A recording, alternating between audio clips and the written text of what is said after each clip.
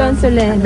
If ever may isang castaway na maniligaw sa'yo, okay lang ba? May chance ba sila sa'yo? Ganon? Depende. Guys, may chance ba kayo? Subi sumagot. Hindi, sabi ni Solen, gusto niya puti eh. Kasi ganito, Solen. Pwede naman silang maglutatayan injection. Ay! Maputi yung legs ko.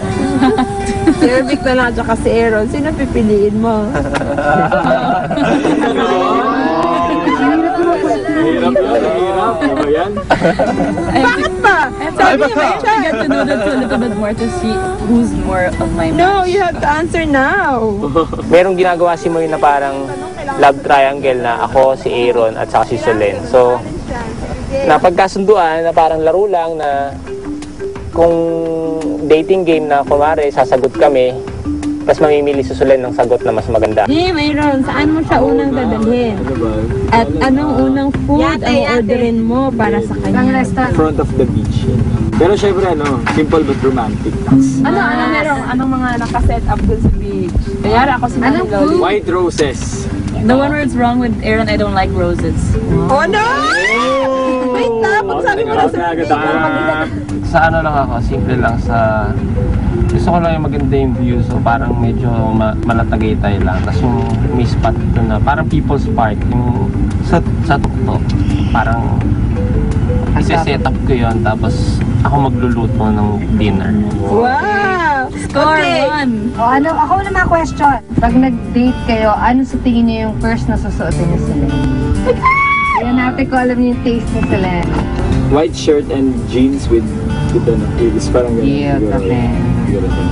Curvic. Nakikita ko si Solen parang fashionista, so feeling ko lang siya yung casual na naka-shorts, tapos naka-loose shirt na... Pagkain na sila pareho, wala. Exacto. Okay!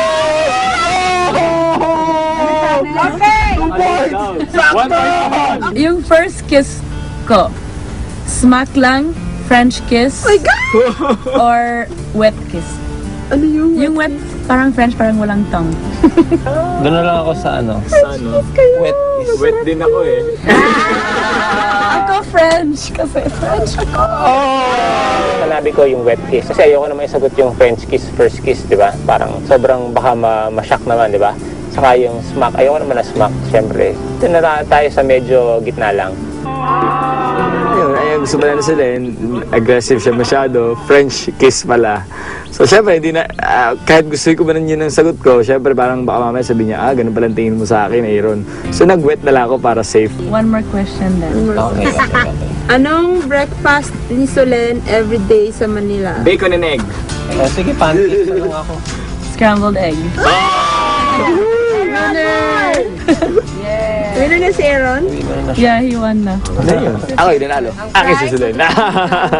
Yun lang, at least, game lang naman yun. Pero wala, natuwa lang ako kasi nanalo ako.